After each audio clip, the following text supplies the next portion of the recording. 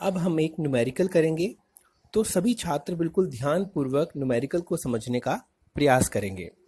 सभी अपने rough copy में पूरा जो फॉर्मूला आपने कॉपी किया है उसके ऊपर ध्यान रखेंगे और जैसे जैसे मैं प्रश्न करवाता जा रहा हूँ वैसे वैसे समझेंगे। तो हमारा फॉर्मूला है व्यय विधि द्वारा राष्ट्रीय आय की गणना करना। अब व्यय विधि द्वारा राष्ट्रीय आय की गणना करना है, इसका एक प्रश्न दे रखा है जो कि आपने सभी ने ध्यानपूर्वक पढ़ लिया होगा। अब इसको हम करना शुरू करेंगे कि किस प्रकार से सॉल्व करना है। निम्न मदों की सहायता से राष्ट्रीय आय की गणना कीजिए। मदें दे रखी हैं और दूसरी तरफ करोड़ रुपए दे रखे हैं, तो आंसर करोड़ रुपए में आएगा। तो सबसे पहले फॉर्मूले में लिखा है अंतिम उपभोग व्यय। क्या अंतिम उपभोग व्यय शब्द है पूरे इन 11 मदों में? नहीं है। तो उसके दोनों पार्ट देखेंगे। निजी अंतिम उपभोग व्यय, निजी अंतिम उपभोग व्यय मिला सभी को, ठीक है। दूसरा है सरकारी अंतिम उपभोग व्यय, दोनों मिल गए। अब इसे शुरू कैसे करना है? जैसे कि मैंने बताया था कि जो हमारा फॉर्मूला है, फॉर्मूले के अंदर हमारा जो पड़ाव है उसके ऊपर हमें ध्यान रखना है। जो हमारा पड़ाव हमें दे रखा है, पड़ाव क्या है हमारा? पड़ाव जीडीपी-एमपी, हमें यही निकालना है पहले। जैसा मैंने बताया था कुछ भी पूछा जाए आप जीडीपी-एमपी ही निकालोगे, तो हम जीडीपी-एमपी ही की गणना करेंगे।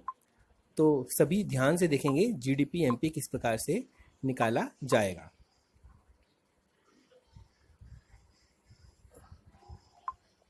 तो हम निकाल रहे हैं जीडीपी-एमपी।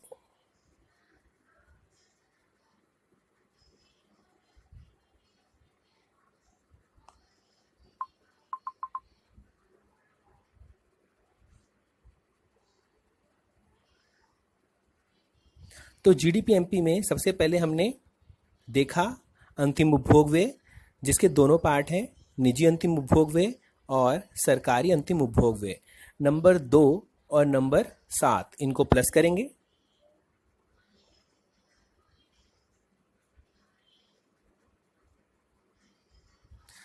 ये दोनों मदें हो गई हमारी।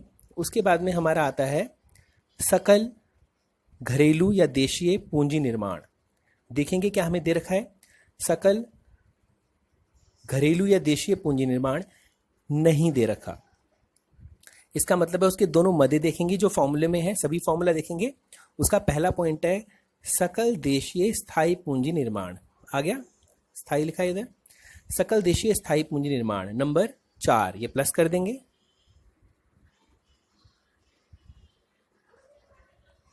उसके बाद में दूसरा पार्ट है स्टॉक में परिवर्तन। तो स्टॉक में परिवर्तन दे रखा है, स्टॉक में परिवर्तन नहीं दे रखा, लेकिन उसके घटक दे रखे हैं, अंतिम स्टॉक और प्रारंभिक स्टॉक। तो जैसा कि फॉर्मूले में लिखा है अंतिम स्टॉक प्लस करेंगे और प्रारंभिक स्टॉक या आरंभिक स्टॉक माइनस करेंगे। तो अंतिम स्टॉक क्या है? नंबर 6 माइनस आरंभिक स्टॉक नंबर 8।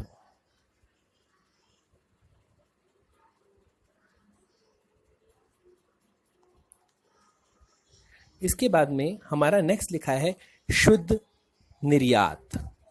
दिखा सभी को फॉर्मूले में शुद्ध निर्यात, ये प्लस होगा। शुद्ध निर्यात हमें दे रखा है? नहीं दे रखा। उसका फॉर्मूला दे रखा है निर्यात माइनस आयात।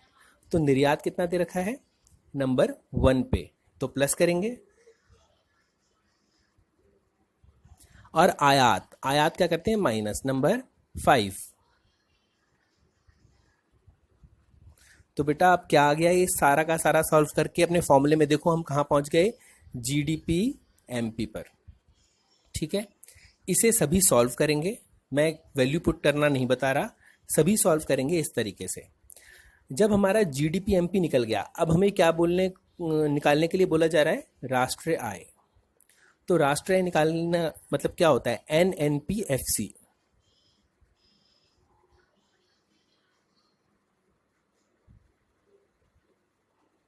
और हमें ज्ञात क्या है? जीडीपी एमपी, जो हमने अभी अभी निकाला है।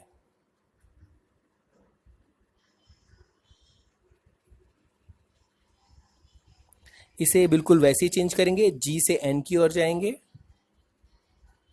जी से एन के अंदर बदलेंगे तो माइनस मूल्यह्रास, फिर जाएंगे एमपी से एफसी की ओर, माइनस शुद्ध अप्रत्यक्ष कर। शुद्ध अप्रत्यक्ष कर माइनस हो रहा है तो इसका मतलब है अप्रत्यक्ष कर माइनस हो जाएगा और अनुदान या आर्थिक सहायता प्लस हो जाएगी। क्योंकि वो माइनस हो रहा है इसलिए पहला क्या आता है, अप्रत्यक्ष कर, वो माइनस हो गया, अनुदान या आर्थिक सहायता प्लस हो गई। ठीक है, उसके बाद में डीपी से एफसी की तरफ जाएंगे, डीपी से एनपी की तरफ जाएंगे, घरेलू से राष्ट्रीय आय की ओर, तो प्लस विदेशों से प्राप्त शुद्ध साधन आय। विदेशों से प्राप्त शुद्ध साधन आय दे रखा है नंबर 3 पर। एनएफआई दे रखा है, इसके दोनों टुकड़े नहीं दे रखे, तो यह क्या हो रहा है प्लस, इसे प्लस कर देंगे, लेकिन ध्यान रखेंगे यहाँ माइनस का साइन है इसीलिए ये माइनस हो जाएगा। तो इस प्रकार से हम एनएनपीएफसी ज्ञात कर सकते हैं।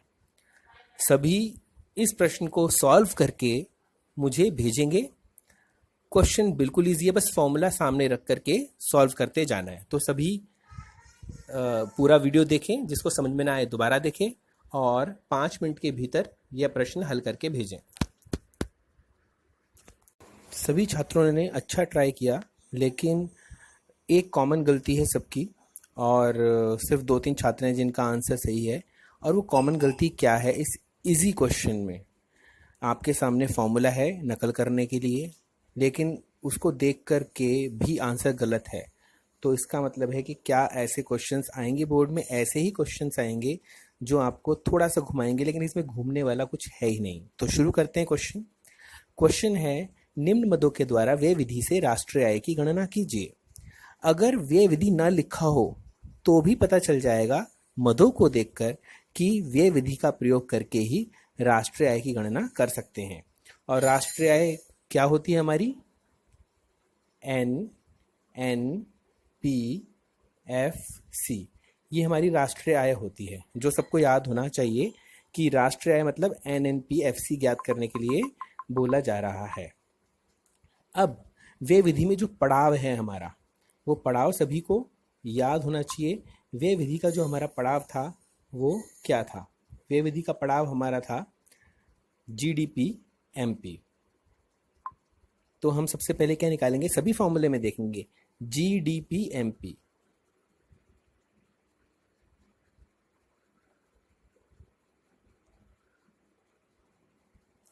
GDP MP हमारा निकलेगा तो फॉर्मूला शुरू करते हैं। सबसे पहले लिखा है अंतिम उपभोग व्यय। अंतिम उपभोग व्यय नहीं दे रखा पूरे प्रश्न में, हेडिंग है अंतिम उपभोग व्यय। अब वो नहीं दे रखा तो उसे निकालने का क्या तरीका है? उसकी 2 मदें हैं, निजी अंतिम उपभोग व्यय तथा सरकारी अंतिम उपभोग व्यय। ये निजी रहा और यह है सरकारी। ठीक है, नंबर 1 और नंबर 3 इसे प्लस करेंगे।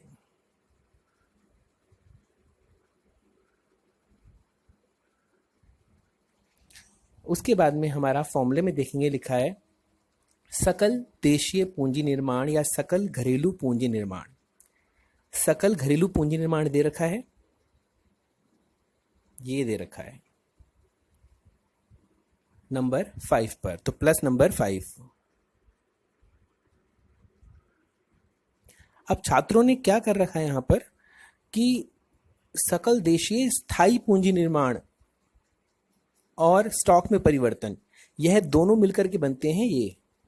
जब यह हमें दे रखा है तो उन दोनों को जोड़ने की आवश्यकता ही नहीं है। इसका मतलब है स्टॉक में परिवर्तन से हमें कोई मतलब नहीं है। स्टॉक में परिवर्तन हमारे किसी काम का भी नहीं होगा, जो उसके जस्ट नीचे दे रखा है। स्टॉक में परिवर्तन कब यूज होता है? जब हमें इसके दोनों भाग दे रखे होते, सकल देशीय स्थायी पूंजी निर्माण और स्टॉक में परिवर्तन। यह दोनों चीजें मिलकर बनती है सकल देशीय या सकल घरेलू पूंजी निर्माण। जब यह हमें दे रखा है तो हमें दोनों से मतलब नहीं है। अधिकतर बच्चों ने स्टॉक में परिवर्तन जमा कर रखा है, बस यहीं पर एक गलती कर रखी है। खैर, उसके बाद में आता है हमारा शुद्ध निर्यात। शुद्ध निर्यात क्या होता है? फॉर्मूला देखेंगे, निर्यात प्लस हो रहा है, आयात माइनस हो रहा है। देखेंगे सभी फॉर्मूला। शुद्ध निर्यात क्या है? शुद्ध निर्यात प्लस है, उसके 2 टुकड़े हैं, निर्यात माइनस आयात। क्या निर्यात हमें दे रखा है जो प्लस होना है? नहीं दे रखा। जब नहीं दे रखा तो उसे छोड़ दो, नहीं दे रखा। प्लस होना था, निर्यात नहीं दे रखा है लेकिन आयात दे रखा है। कितना? 30। तो उसे माइनस कर दो। जो टर्म हमें मिसिंग होंगी, नहीं दे रखी, वो हम छोड़ते जाएंगे, उनसे हमें मतलब नहीं है। इन सबको जोड़ करके हमारे पास में क्या आ जाएगा? GDP MP. जीडीपी एमपी निकल गया। अब राष्ट्रीय आय निकालनी है तो हम क्या निकालेंगे? NNP FC.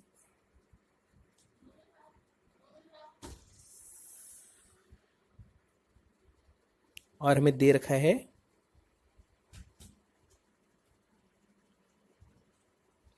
फॉर्मूले में देखेंगे, जीडीपी एमपी और एनएनपी की ओर जाते हैं तो वही सेम, जी से एन की ओर माइनस मूल्य ह्रास, एमपी से एफसी माइनस शुद्ध अप्रत्यक्ष कर,